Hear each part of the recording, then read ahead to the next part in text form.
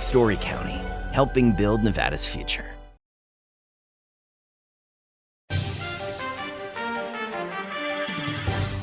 Welcome to Nevada Newsmakers. On the broadcast today, the amazing Bernhard of UNLV, here for the whole show on an all-new Nevada Newsmakers. My whole life has been public service. It's about people. And when we work together instead of yelling at each other, we get things done. We don't always get everything we want, but that's our system of government, give and take. We don't give up, we keep working, we keep pushing.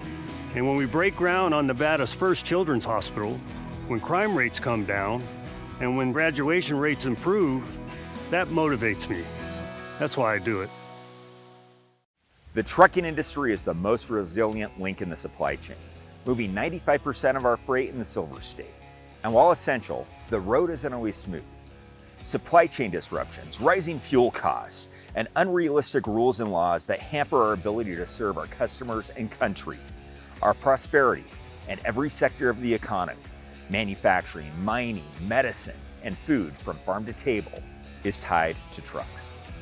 There's nothing without trucking. A power line is more than a power line. It's maintaining the bottom line for small businesses.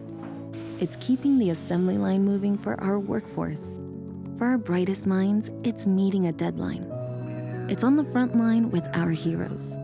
And on the sidelines of the biggest games. It's a direct line to our loved ones. And it's a lifeline for the most vulnerable. There's a lot on the line. We are still waiting on official results from Nevada. They could still be getting ballots next week. The state of Nevada allows ballots to be counted for almost a week after Election Day. Winners and losers can change for a week? It's embarrassing. And it makes you wonder about trusting the process. It's time to stop accepting ballots after Election Day and bring trust back to our elections. I'm Shirley Folkens Roberts, and I'm running to make Election Day, the way it should be. You'll be rolling with some swag during the $150,000 Spring Bling giveaways at Tamarack Casino. Make it rain with up to $5,000 in cash every week and 20 large in cash guaranteed during the grand finale drawing. We're blinging in your good times at Tamarack Casino.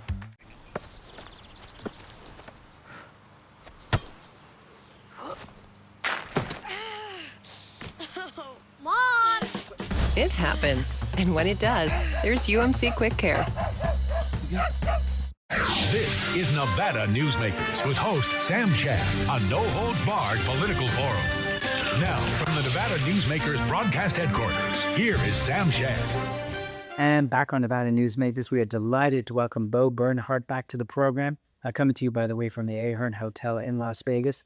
And he has a new, or as he puts it, old title, Professor of William F. Harrah College of Hospitality.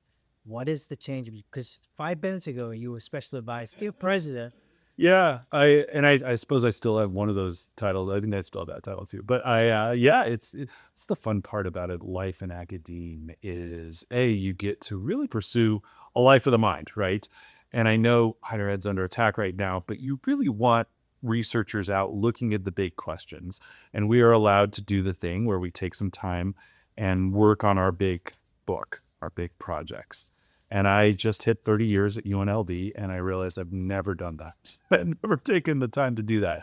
And I wanted to. So I've got a couple of projects I'm working on during what's in essence a professor sabbatical year to work on some fun things. Okay, so let's start out with book number one. Yes.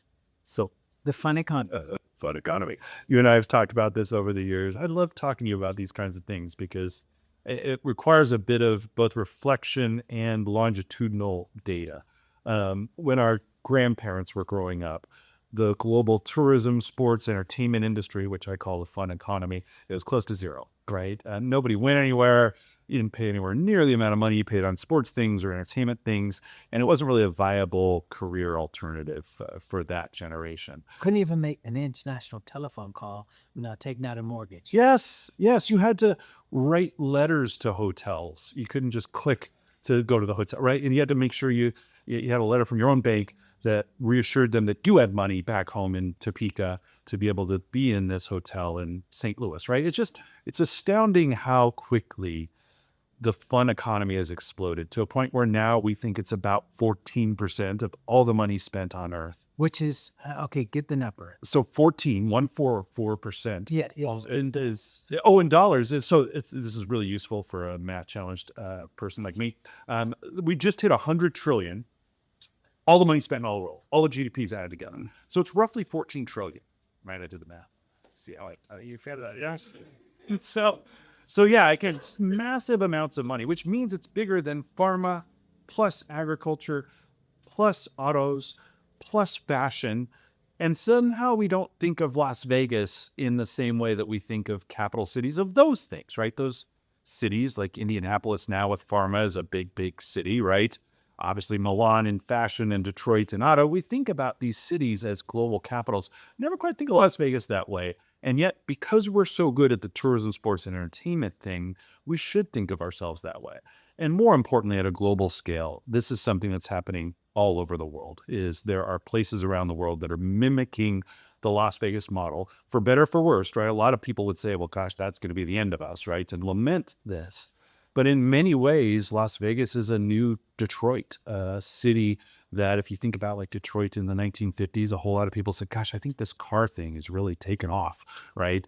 And right now, on the back of a rising global middle class in places like China and India and Vietnam and Chile, people are buying fun in mass quantities and in a way that they never have before. We're at the first moment in history where 50% of the people who live on Earth are middle class or above. And I know it doesn't feel that way right now in America, where our middle class leap took place a long time ago. And those two stories are both true, right? Struggles in the middle class here, global middle class that's flourishing. And guess what the first thing they buy is when they pass that threshold out of only being able to buy stuff they really, really need? They start to buy trips and ball games and concerts. And the story of that phenomenon being a story of our economic time, I just feel like hasn't been told, right? And it's often, in fact, dismissed as just silliness or a superfluous story. So that's the story I'm trying to tell. I think it's an extraordinary story. And I think that we have such a great history lesson in don't think that just because it's everywhere that destroys Las Vegas. That's right. That's what they said about Atlantic City back in the day. Never happened. If people went to Atlantic City and said, well, now we've been here, we got to go to Vegas. That's right. You go to other countries, it's the same thing. Yeah. And Paul Steelman, the architect who is phenomenal at Comes DZP, he talks about how the concentration of this entertainment in Las Vegas is the difference between everybody else trying to build some kind of strip somewhere else. It's too big, it's too broad. It doesn't happen. Yeah, this is the Super Bowl, right? And yeah, we said that not only about, Atlantic City, we said about tribal gaming, about online gambling, about Macau. And look, at each point, those were basically billboards for Las Vegas, right? They turned into something that grew the pie. And what's more, this pie is not shrinking. If it's 14% now, and we believe, the good demographers believe, that we're on our way to 2/3 of planet Earth being middle class or above, which again is an amazing moment that's gone uncommented upon, right? For most of human history, 1% of aristocracy had all the money, and 99% of us were really, really poor in a way that threatened our lives every single day. That's 250,000 years of human history.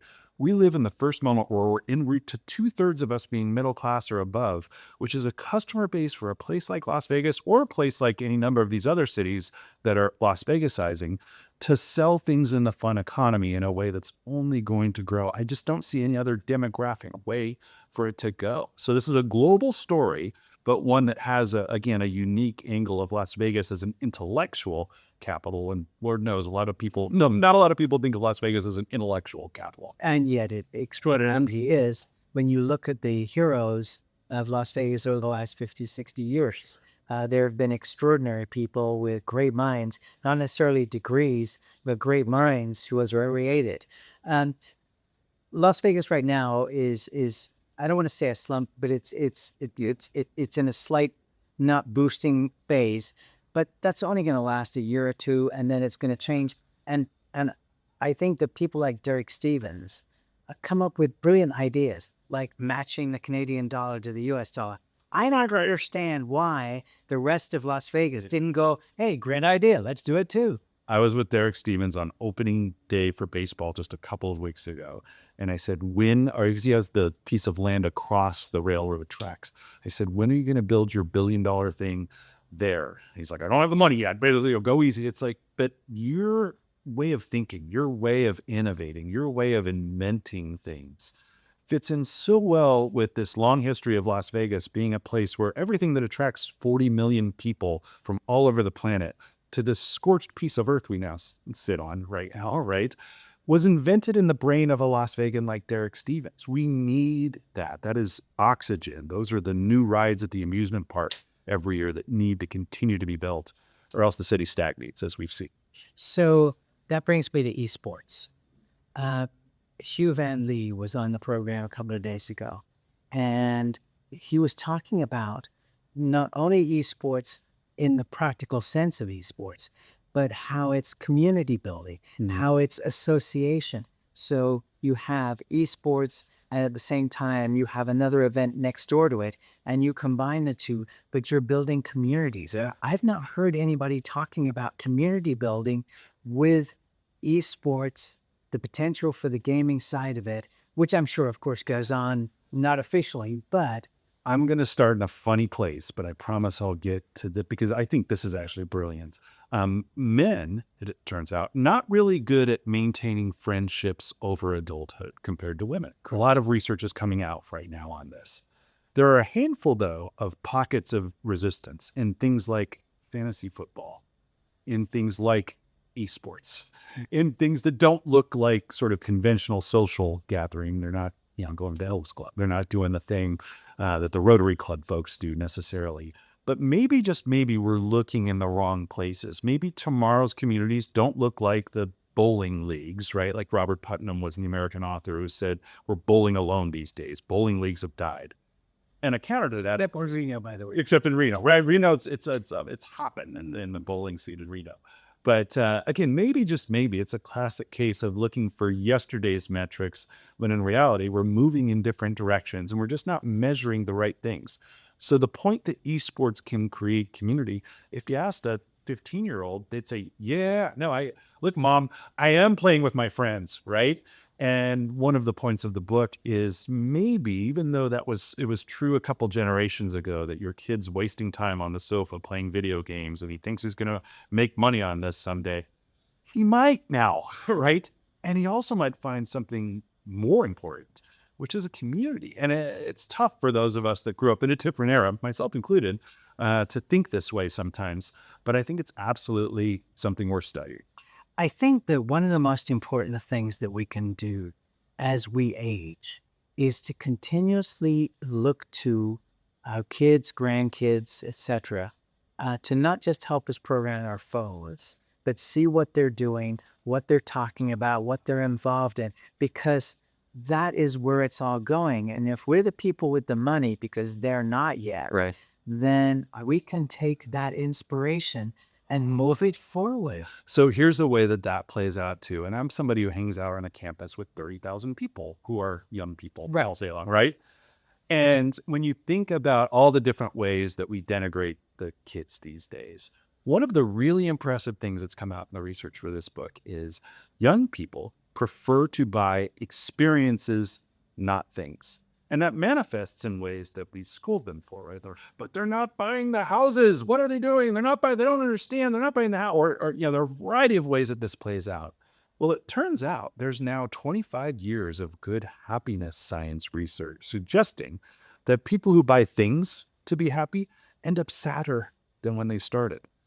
By contrast, people who buy trips, ball games out with friends, right? Taylor Swift concerts that they go to with all their friends that they grew up with. They actually accumulate and grow their levels of happiness. So maybe, to your point, I love the way you just said it, the kids are onto something, right? Maybe we shouldn't spend so much time saying, you know what, you're wrong. Let me tell you how you're supposed to do it.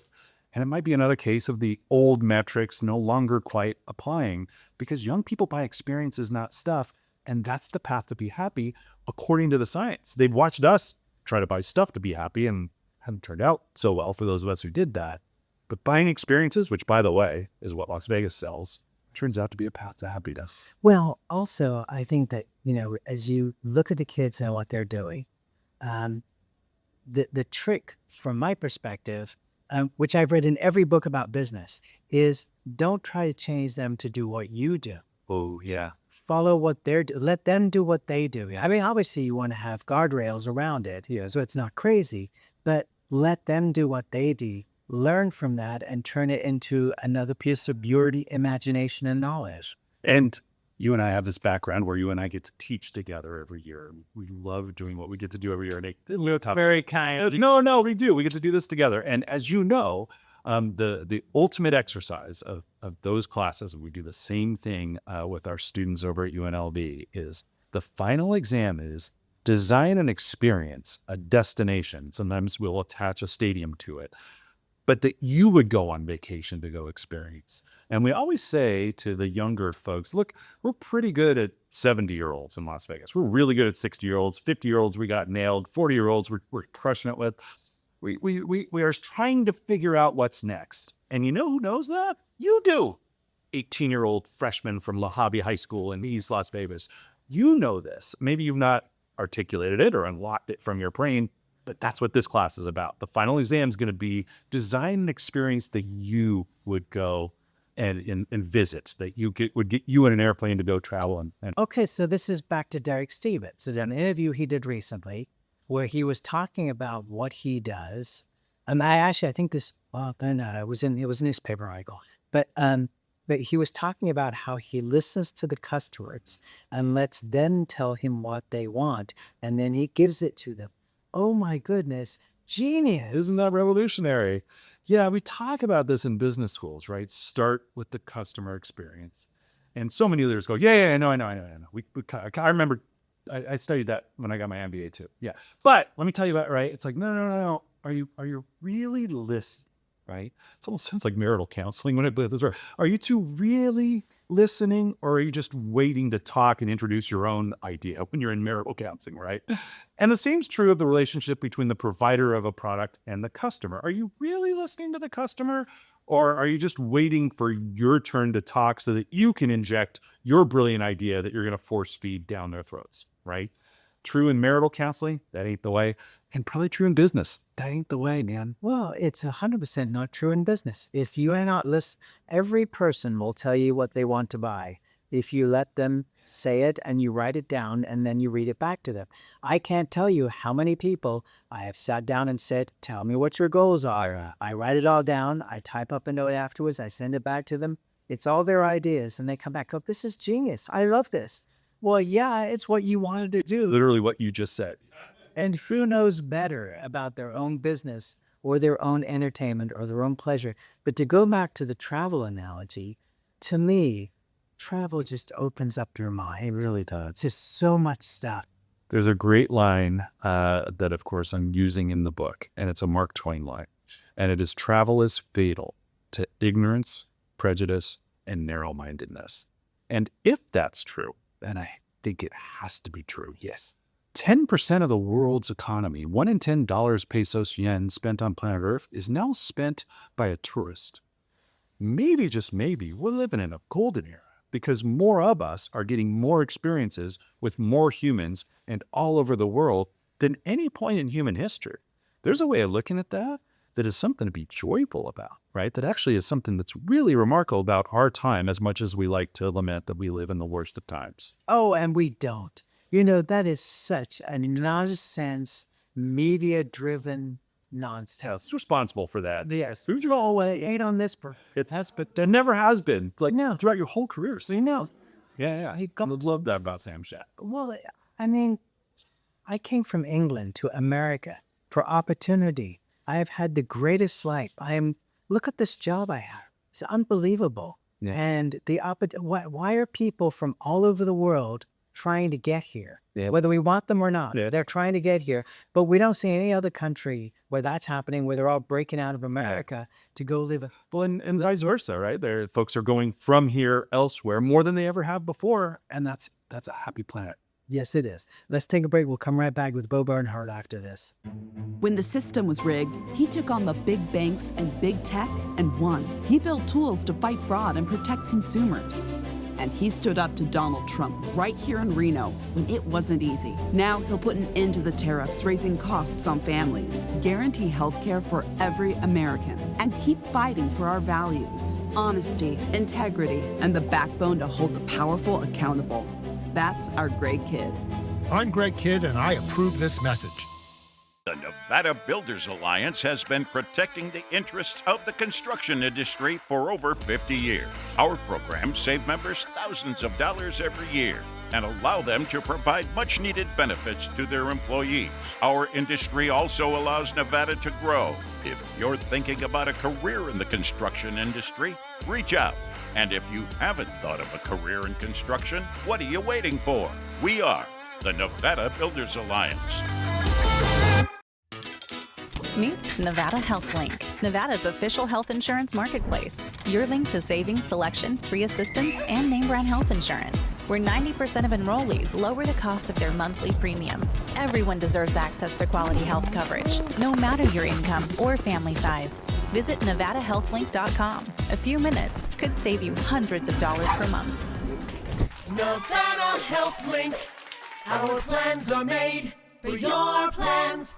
Like a traditional handmade basket, retail is woven into the fabric of life in Nevada. From big box to mom and pop, retail supports our communities in countless ways. Jobs for the disabled, team uniforms for kids, help for the elderly, and so much more. Retail employs over 1 in 10 workers. Retail supports Nevada, and we support retail. RANNV.org. Reno is full of hard-working, caring people. We're neighbors, business owners, families who need attainable homes, good-paying jobs, and a future we can count on. What we don't need are more big political promises with bigger price tags and politicians who let the latest Washington trends guide their policies. We need no-nonsense leaders with fiscal discipline who are focused on results for Reno families. I'm Kathleen Taylor, and I'm running for mayor to do just that. Carson Valley Inn, it's your place for the good times. Carson Valley Inn.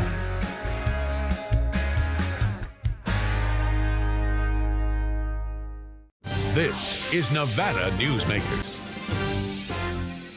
And back on Nevada Newsmakers, we continue our conversation with Bo Bernhard. He is currently a professor at the William F. Harrah College of Hospitality.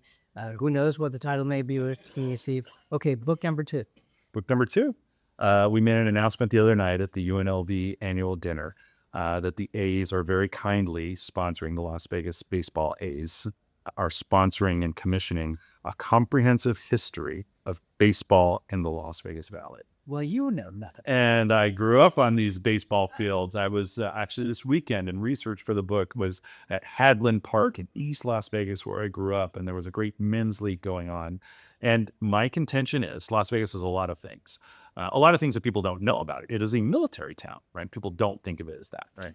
But it also is a baseball town. It's been a lot of different kinds of towns, but in the neighborhoods, magneted to refrigerators, going back decades and decades and decades, this is a deeply rooted baseball town, which means interesting things given that, of course, we're building a new baseball stadium, and the A's have been very kind in saying one of the ways we want to express our love for our new home is to do the thing that you do when you move to a new place, which is learn about its history, right? What a beautiful gesture that is. Like if I were to move to Chicago, I'd probably bury myself in Chicago history to try to endear myself and learn more about my neighbors. And that's exactly what the A's are doing. So alongside Chair of the History Department at UNLV, Michael Green, the lead on our oral history program, Clay T. White, the Chair of the Sociology Department, Christy Batson, all of whom are baseball folks in different ways. We are writing a book that will celebrate at the neighborhood level. Las Vegas is a baseball town. The title is Valley Ball, which, of course, the famous book about the A's is Moneyball. But those of us who live here think of it as the Valley, right? And in a way that the visitors don't necessarily understand. But it's a beautiful story of a surprisingly smart Las Vegas that loves baseball in a lot of really interesting ways. We'll be right back.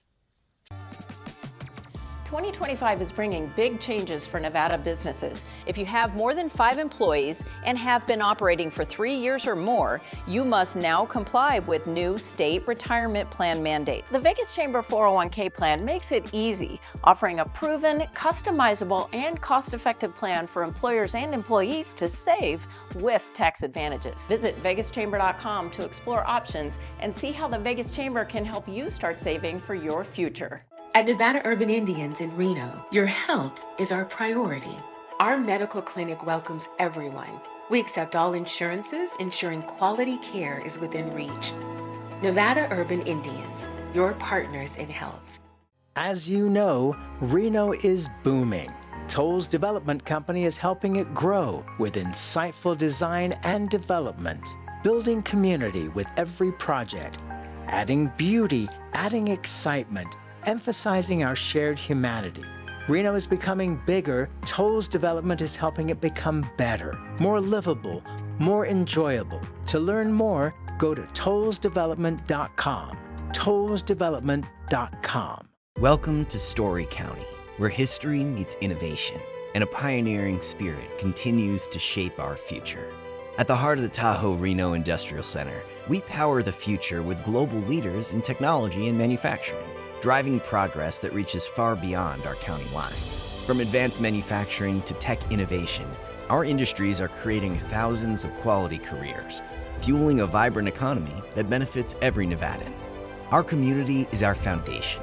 Be part of a legacy built on bold ideas and boundless possibilities. Story County, helping build Nevada's future. Each day, the Children's Advocacy Alliance partners with leaders, legislators, and families across Nevada to improve children's health, education, economic well-being, and safety. We recognize Nevada will be no better than the state of its children.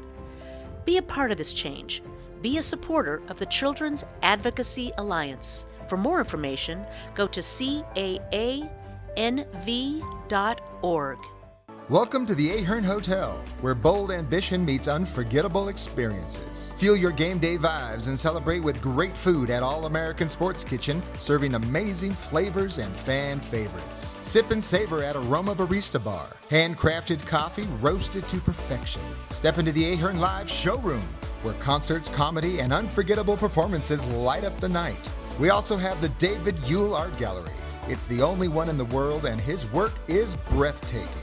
Browse the gift shop. It's a treasure trove of keepsakes, chic essentials, and one-of-a-kind finds. And the space. Almost 30,000 square feet of meetings and events areas ready for you.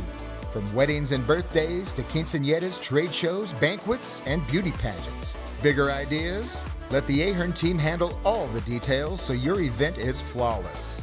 Ahern Hotel, where moments become memories. Book your next gathering today. As always, you can watch Nevada Newsmakers 24 hours a day at nevadanewsmakers.com. And our archive goes back to 2002. So you can look at all kinds of historic interviews right here on Nevada Newsmakers. Thanks for watching. We'll see you on the next broadcast.